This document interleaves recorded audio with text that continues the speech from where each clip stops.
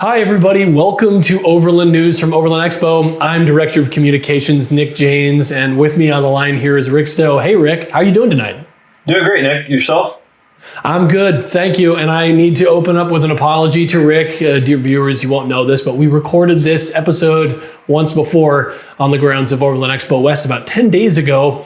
And well, I took it home and erased it. It reminds me of the old Steve Martin joke when he was recording one of his comedy albums. He's like, we're recording this album tonight and we're going to take it back to Warner Brothers and delete it. So that's exactly what I did. So I apologize, Rick, but maybe we're on the level of our good friend Steve Martin. I don't know. But anyway, this may be a good thing that we pushed this recording time because we got some very exciting news that just broke moments ago, and we'll get to that here in a minute. But let's jump back in time to breaking news when we recorded this the first time. The all-new Toyota Tacoma made its global public debut at Overland Expo West in Flagstaff, Arizona. We were on site to see it roll in through the monsoon rain, the unseasonable rain, into its perch into the Toyota booth. In fact, they brought two, the all-new Trailhunter trim, which will be top of the line. We'll talk about that more in a second. Also, a new sort of a throwback trim was the Pre-Runner, which also made its public debut there at the show. Two different beasts, one rear-wheel drive extra cab, and the other long bed quad cab, top of the line 4x4. Before we get into the heat of the meat, Rick, what are your thoughts? You've owned a Tacoma. Yeah. And obviously, this generation, I think, has got some really cool upgrades. What you already touched on, it was neat to see those two trucks. Obviously, the Overland world, a lot of people have went for the TRD Pro, but I think that Trailhunter is kind of going to become the de facto favorite Tacoma for our community. It is a little less like desert running, high speed oriented, and more for the low and slow, lots of capability, good track width, and all that. I also was really excited to see the Pre-Runner and Tacoma kind of doing some neat things because currently in the mid-sized truck world, we're only seeing a couple of cab configurations. Let's be honest, you're getting like short bed, four-door cabs. Whereas this extended cab even has the tray in the back with no seats at all, something that's been a while since it's been on the market. Without a doubt, these are going to be super popular, and I'm really excited to see, A, how people build these out, and B, what some of our favorite companies kind of develop for these moving forward. We already had tons of guys out there taking measurements and kind of getting ideas because for just like the attendees, this was the first time our exhibitors had a chance to check out the new Tacoma as well.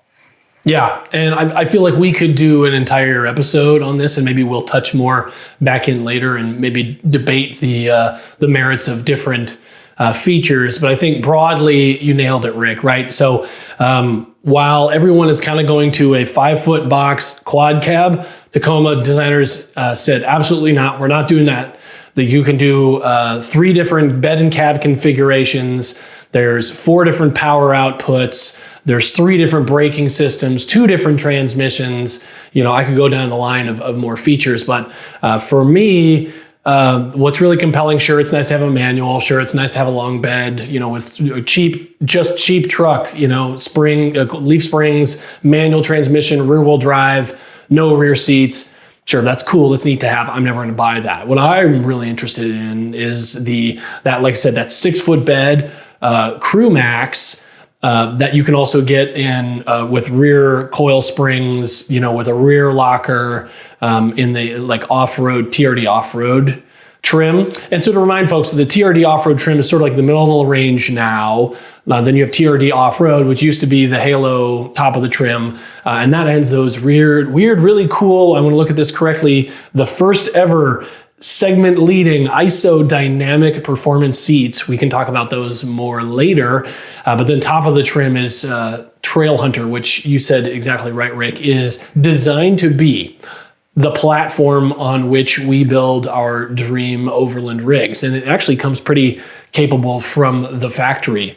Like you said, with a wider track width, which is actually 80 inches, which is not small. To put that in perspective, the 2024 or 2023 probably, don't know what model year they're in there yet, but 2023, let's say, Ford F-250 is 80 inches wide.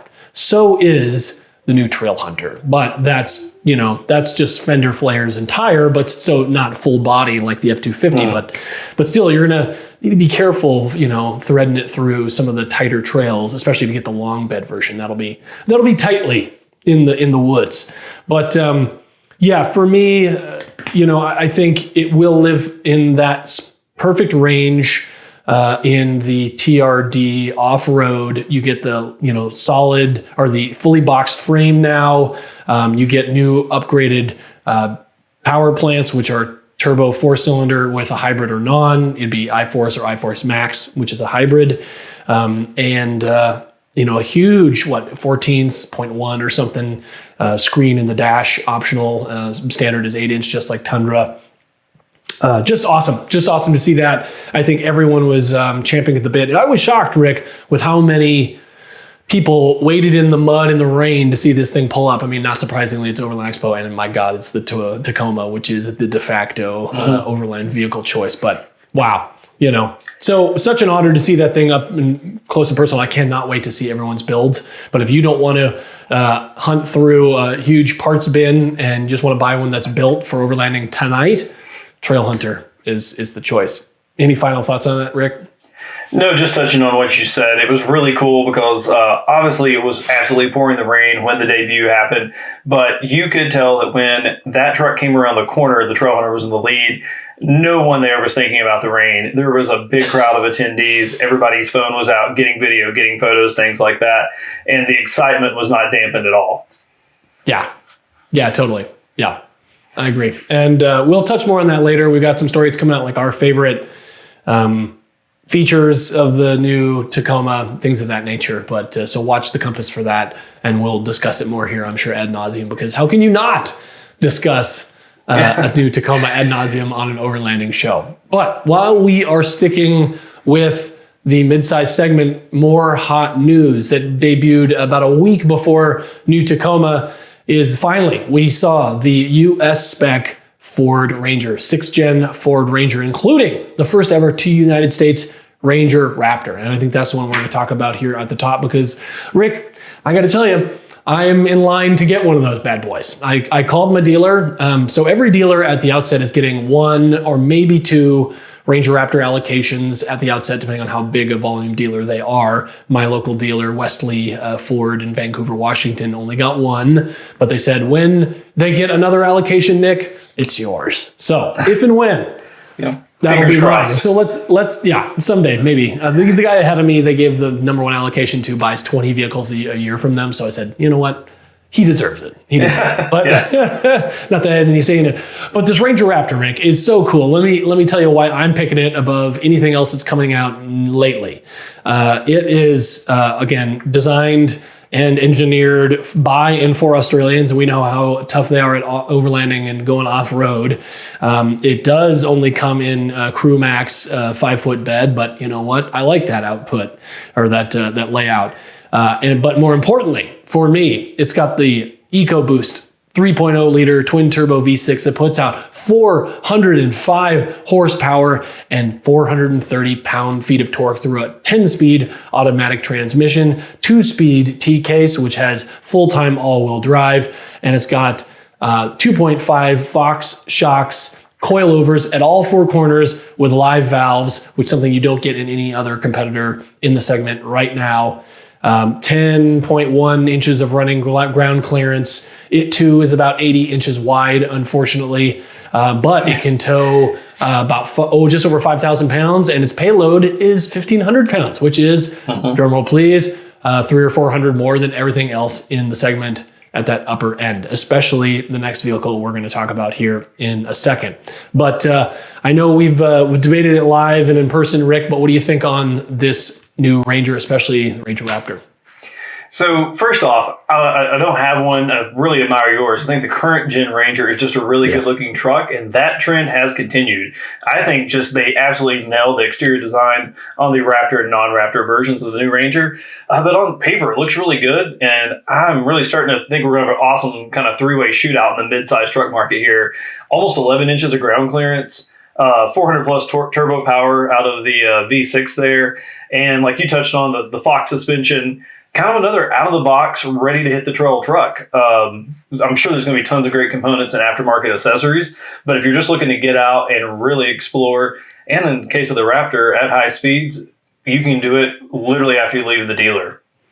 Yeah, and I was talking to our friends at ARB down in Australia, the American arm, of course, and I said, when is the US spec Ranger ARB equipment coming? They said, oh no, it's global. It's like available now. Actually, you could probably get the new Summit bar from the Ranger before you could even get your Ranger. And I'm the kind of wild man who might actually do that and have it waiting in my garage for it.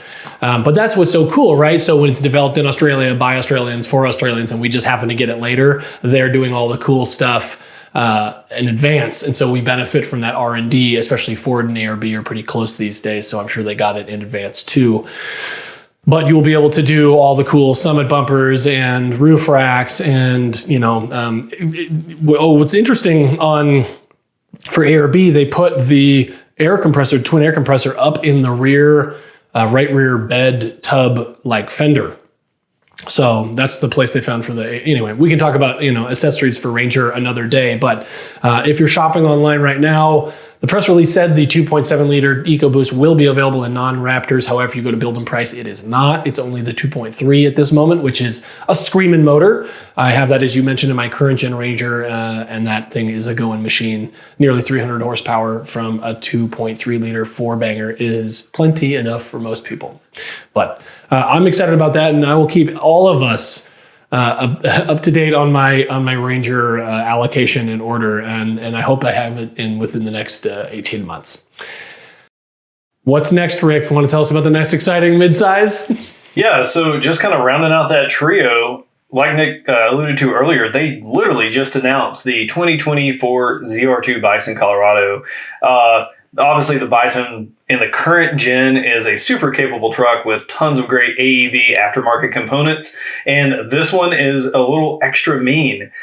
Currently, if you want to fit 35s, you have to move up to some like high mark fender flares and things like that. That will not be the case. The 2024 has got 35s when it rolls off the assembly line. This truck is going to be kind of like the next generation big brother of my truck. I was pretty excited to see they used a white one in the press release, like my ZR2, but I think AEV just really does all of their projects really well. I was actually excited to see that their version of the bumper is a little more aggressive than the last one. The current gen ZR2 actually has a little more clearance and a little more exposure on the front end than the Bison, and that is not the case with the 2024. I really, really like these, and may be tempted to upgrade in the near future, Nick.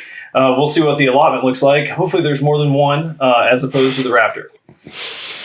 Yeah, I think it is super interesting. You mentioned in just a second that we're going to have a three-way battle here coming at it. And then obviously Gladiator will come back in punching here soon, I think. But it's amazing just to think, 6 years ago, there was no midsize segment.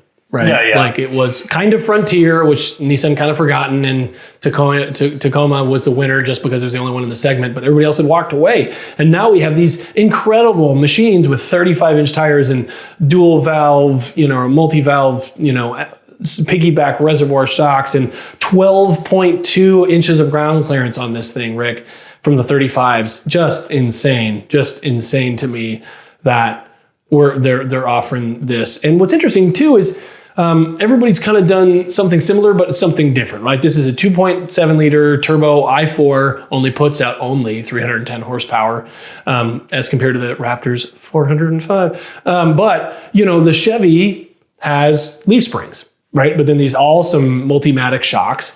And then the Ford has coilovers with Fox shocks. Then if we want to talk about, new Tacoma, which is coil springs, but they're not coilovers. And then those have, beep or ARB, shocks or Bilstein, depending on which trim you get. So it's wild to see what everybody's doing. But I gotta say, no, Predator. It looks like Predator. That's what it looks like. I mean, that's kind of cool. I'm a child of the 90s, so I can get behind a Predator-like truck. Maybe get like a red laser, that moves around. Yeah, no, I agree. Hold on 1 second. I immediately see a big problem with the new ZR2 is that it fits 35s under its in the wheel wells, but apparently not under the bed. You have to put the spare tire in the bed. Oh, that's a good point. I had not noticed that. Yeah, that makes it a no buy for me. So go ahead, now, Rick. Please. What do you think? Oh, I was just going to say that, something that also was really kind of mind-boggling, like you said, a couple of generations ago, though, we would have never thought this kind of power was coming out of any midsize truck.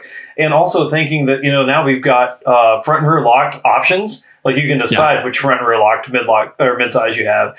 So, yeah, I think the next couple of years are going to be really exciting. AEV's doing some really cool stuff with this one and with other models. So, I think it's going to be a great time to be an Overlander, especially if you're currently shopping for a mid-sized truck or anything else. There's just a lot of great options out there. Speaking of options, Nick, I have to say something else we're going to talk about was a truck, a rig that you had a huge hand in, and I got to see it about 12 days ago. And I knew it was going to be cool. And even in photos that you had sent me, I was like, oh, that does look good. But in person, it was something to behold and undoubtedly super capable because you, on the ultimate build, I'll let you give a little more, collected an amazing group of not only like current market items, but tons of like prototype stuff because it had to be built because it didn't exist. Do you want to tell us a little bit about your project for the last like 10, 12 months? Years was what it felt like. Yes, the ultimate Overland vehicle 2023. Thank you for that intro, Rick. We debuted it at Overland Expo West. It is based on the new LX600. This is the most built, most modified LX600 yet to date anywhere in the world. I'm so excited that we did it. And I think it turned out gangbusters, frankly. So we start up front. There's 25 different brands, and I know I'm going to skip somebody, so I won't mention all of them, but I will tell you the ones that we did develop for and with this, on this vehicle for this vehicle. Let me step back. The whole idea initially of the Ultimate Overland vehicle now in its third generation was to develop new products for a new vehicle for Overlanders. So rather than having to let every outfitter, aftermarket manufacturer eventually get their hands on, maybe borrow, maybe, buy a vehicle, we will get it. We'll get it early and we'll give it to them and let them measure, develop, design. So when these vehicles really come onto the market and they really are in mass, availability, there will be a slew, if not a big handful of overlanding capable products ready on the shelf. So we did that. We finally accomplished that this year with LX. So we started with in the front end, we got the new ARB Summit bumper Mark II. That's the first one here in the US. That was designed for the Land Cruiser 300, but the folks at ARB were able to fit it to the LX 600, completely transforming that front end. Then we move underneath. We have skid plates from ARB again for Land Cruiser 300. Those vehicles are nearly the same underneath. We go to Total Chaos long travel suspension in control arms, upper control arms, rear, lower.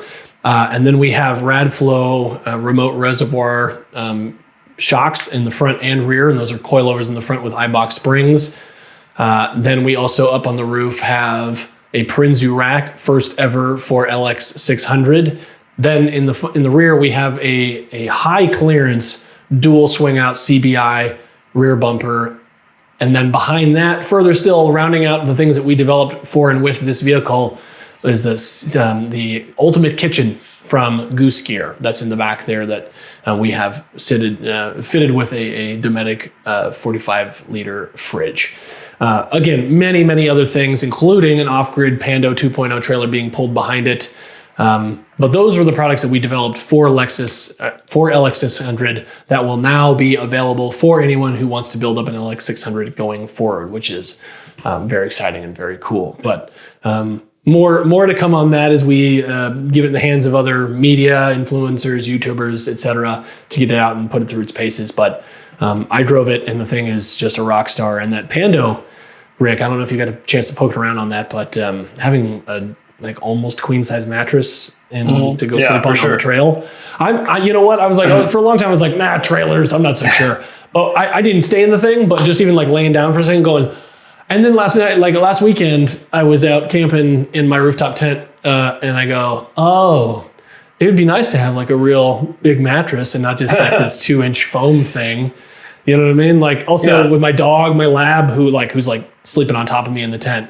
It was if we all had our own separate spaces and anyway, I'm going, I get it. I get trailers now. I get it. Yeah. But what did you think of the whole thing? So yeah, one thing is the LX was absolutely transformed with the addition of that bumper and winch up front. it went from looking like something you expect to see at the mall to something that you could see in the middle of a continent on the other side of the world. I think you definitely made a match for the Land Cruiser in terms of appearance, but obviously a lot of tech and a lot of improvements in comfort as well. Like the interior of that thing is pretty plush.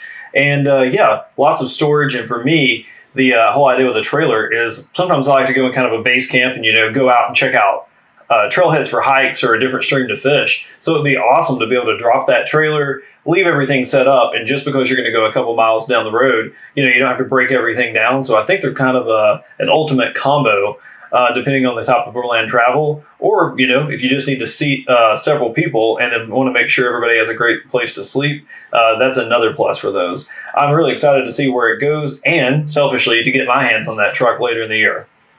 You know what, Rick? I think we're going to put it in your hands, and in fact, we want to park it on your property for a little while too. So I think you'll have more than enough opportunity to mess around with it. But no, I appreciate it.